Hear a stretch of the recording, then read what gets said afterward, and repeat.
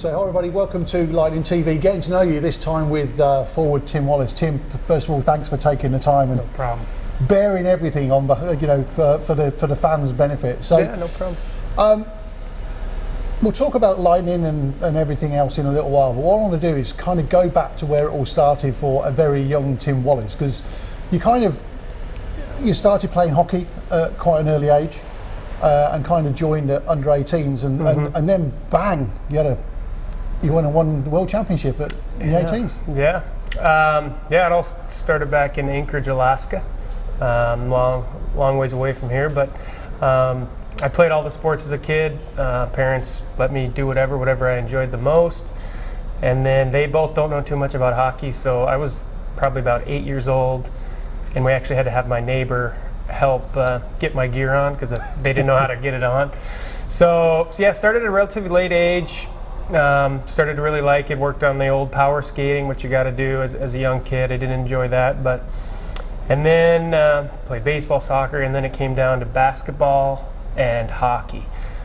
I was pretty good at both, but I figured, I could probably go farther in hockey. So it was a conscious decision to sort of, which one do I go for? Yeah, I had to think about it. I played in high school. I played both in high school. So my freshman year, I would go from one practice to the next, every day game. It was too much. And then I figured, like I said, I think I could go farther in hockey. So I picked the hockey route, and then ended up making the national team. So left home at 16, went to Ann Arbor. Played 2 years there at the national team, and then went to Notre Dame, and then started my pro career. Yeah, because Notre Dame is obviously where you're obviously 4 years there, 4 seasons there, and I mean when you won the World Junior Championship, the Under 18 World Junior Championship in 2001, 2002, you had you've played with some names of the game, haven't you, over the years? I mean, you're in your squad, for example, when you won the World Junior Championship, Zach Parisi, Ryan Kessler, Jimmy Howard. People like that. There were some proper names there. Oh, yeah. Then, of course, once you finish university, you then move on to, the Greater Penguins organisation, and that's where you kind of then moved into the NHL as well. And were you picked up from the AHL, or was it a sort of scouting that you made your way through that? It was actually a pretty crazy story. I just basically got an invite to the Pittsburgh rookie camp, and then ended up making the main camp. So I got to go to the main camp, which was, as a young kid, that was amazing. And then went from there to Wilkes-Barre, the minor league camp. So that was a long couple month of camps. And then I ended up signing a contract, an AHL contract, the first day of the game. So I signed that. So pretty early. Yeah, it was a little bit stressful. I mean, I spent with the organization for over a month, and then I signed the day of our first game in the minors. Played a couple games, and then it was just up and down. And then the next year after that, I signed an NHL deal. So when I was doing the research for this, I was kind of wondering what your phone contact list must look like, because again, you go on to Scranton Penguins, and then Pittsburgh as well, and there actually you were playing with Ryan Lannon there, weren't you? Yeah, my first year I lived with him actually. First couple years pro, he was. I lived with him and played with him, and we had some good times as a younger age. Was that kind of one of the factors that either you or he made that decision to end up coming to Lightning? Did you talk to each other before you came here in the summer? It was actually, no, I was just talking with Doug, and he said, yeah, I'm thinking, I got this guy, Ryan Lannon. I don't know if you know. I was like, yeah, I know him. So yeah, that's how it worked out, and then I called him right away, but it's pretty crazy. And of course, in that Penguin setup as well, you had a very young at the time Marc-Andre Fleury, and then you go on to play with people like Malkin, Crosby, Stahl, Letang, and like I say, if somebody got hold of your phone, I'd imagine your list of contacts just reads like a who's who's. Yeah, we got some big hockey names there, yeah, for sure. Talk to us about the NHL. I mean, everybody sort of in this country, you've got fans across the league support different teams, and I guess the teams that you've played for, people like the Hurricanes, the Islanders, Penguins, as we've already mentioned, they've got massive following in the UK here, and it's big business, and it's huge business, but I guess it's quite a short career at times. For you see the people that spend years and years and years in the league, but for other players it can be quite a short career. Is that what prompted your decision to come over to Europe in the end? Yeah, it's tough to to make the NHL is one thing, but to stay in the NHL, that's kind of the toughest thing. Even around here, I see Penguins hats or Lightning shirts, it's even though it's in the middle of the night over here, there is still a following. But yeah, to stay in the NHL is really tough. So I don't know. I think the average age or average amount of years in the NHL is max a year, or by the time you move on, you're 27. Or there's some stat that proves that it's hard to stay in the league. But it's the best league in the world, and that's why it's so hard. So, have you found it in Europe since you've been over here? There's obviously a difference in play between the North American game and the European game as well. How did you find adapting to that? Yeah, it was different. My first year, I went to Sweden, played there for 2 years, and it was different. It's bigger ice, has a little bit of a soccer feel, to be honest. They bring it behind the net, and everybody swings, and then they make their plays. But in the NHL, you don't want to do that. That's rare, that you see someone setting behind the net and set it up. Normally it's direct, go. Because you don't, you have a good dump. When you dump the puck in, that takes away that long, slow. You want to get the puck back. So, it was a little different. The crowd was crazy over there, and in Germany as well. They're always singing and cheering and drums, and it's fun, but it's definitely different.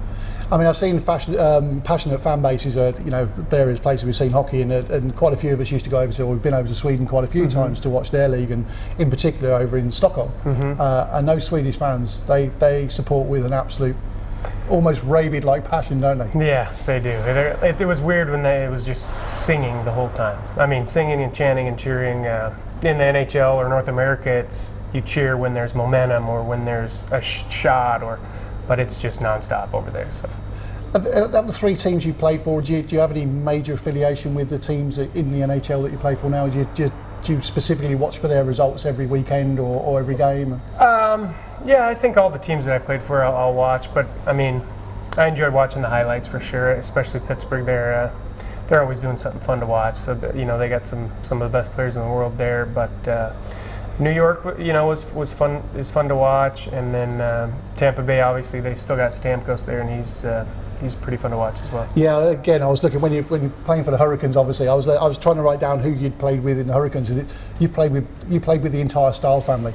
The entire, the entire. Oh no, maybe Jared Mark. I never played with the Rangers defenseman. Never played with him. Right. Okay. But didn't all quite the other ones, 3 out of 4. Okay, so we'll talk about Europe now. You obviously, once you've done your time in Europe, you opted to come over to Sheffield last season. Had a pretty good season over up in Yorkshire. How are you finding sort of the adaptation to the British game, if you like? Is it kind of a hybrid, or does it have an identity of its own? What sort of style is it for you? Yeah, I'd say it's a little more North American than if you compare it to definitely Sweden. I mean, there's fighting a lot in this league, so and there's a little more physicality in this league, I'd say. It's similar to Germany, I'd say, but like I said, you're allowed to fight in this league, so that kind of makes it a little different. But Sweden is a little more skating skill, not as much checking, and they call it tackling over there. But I'd say it's a hybrid, just because of the big ice, but it's definitely more North American style.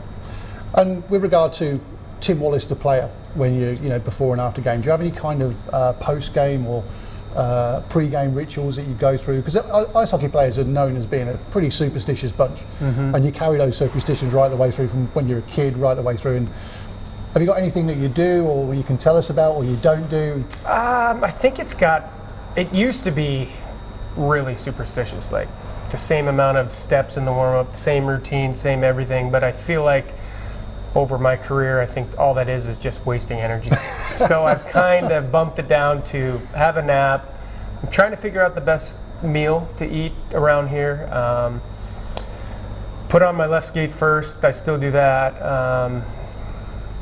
But yeah, like I said, I used to be a lot worse than I am now, for sure. I was going to, you mentioned food and meals and everything else, and obviously you have the guys at Funky Duckling who provide your nutrition after a meal. Now, that's pretty important, isn't it? It's not just before you play, it's after you play as well, because recovery is just as important as getting ready for the game. For sure. I think even the meal before, even 2 days before, what you're doing 2 days before affects you. So you always want to, after any sort of exercise, you want to get some protein in you 20 minutes after. If you don't, I think I know it's a waste. You basically all the muscles you've torn. If you don't get anything to replenish that, you just wasted your workout. So it's been great with Funky Duckling.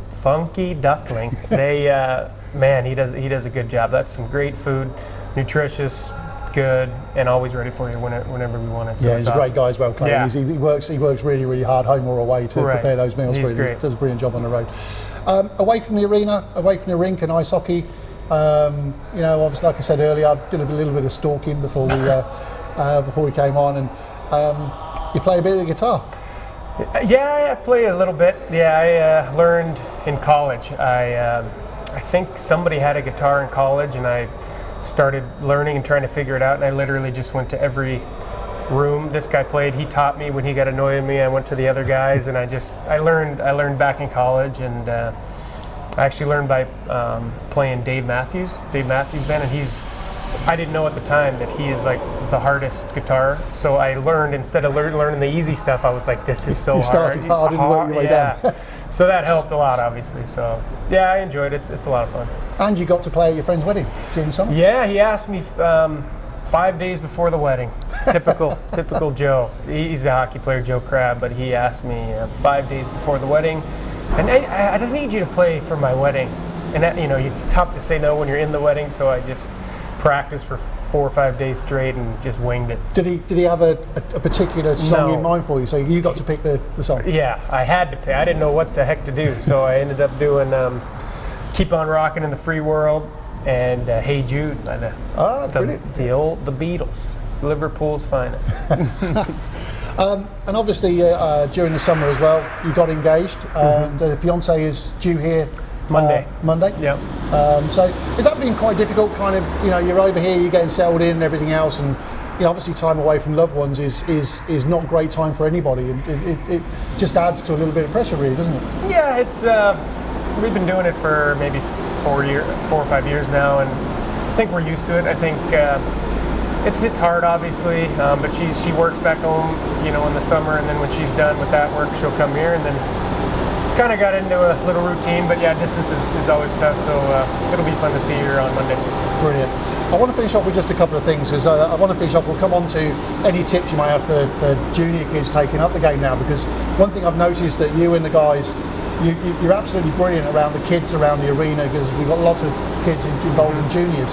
But one thing Britain hasn't really done in the past is produced masses of Brits that have maybe gone over the pond, if you like, and kind of made it a good go of it. And in particular, one guy that you played with last season, Liam Kirk, in Sheffield, obviously, has gone over and had a tryout with, in the NHL, obviously, and got himself a roster spot on Peterborough Pete's side this season. And he's starting to rack up points. And have you seen any decent Brits around at all? There's an opportunity to develop our British players.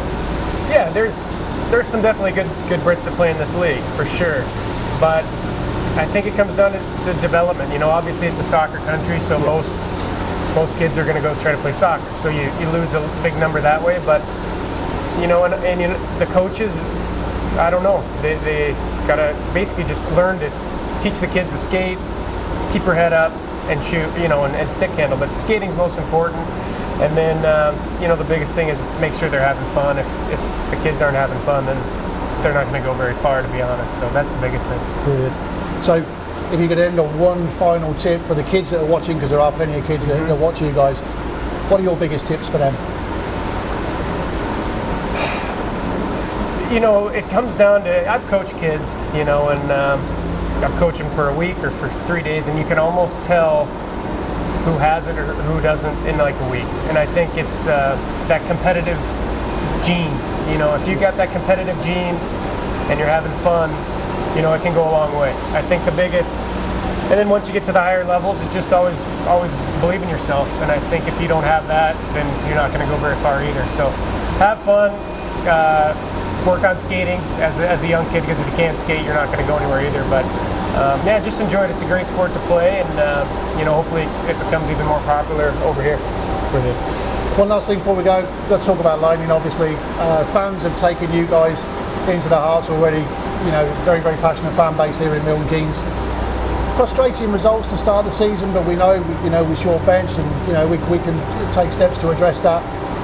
But on their night, full strength, How good are this Lightning side? I think we're pretty solid. I think we're still looking for another player, but we also have a few. We had a suspension for forever, it seems. So we've been playing short. We've having some D playing, some forwards playing D, but yeah, it's no excuse. But it's been tough. It's been tiring. But I think once we get everything dialed in, the right numbers, and we get everybody on the same page, we can beat anybody in the league. I mean, we played we beat Sheffield first game of the season, so it can be done. And I think it's a long season, and we're going in the right direction for sure. Brilliant. Well, Tim, it's been an absolute pleasure speaking to you. Thanks so much for letting me delve into your history and everything else. No problem. Thank you very very much. much. Yeah, Cheers. appreciate it. Cheers.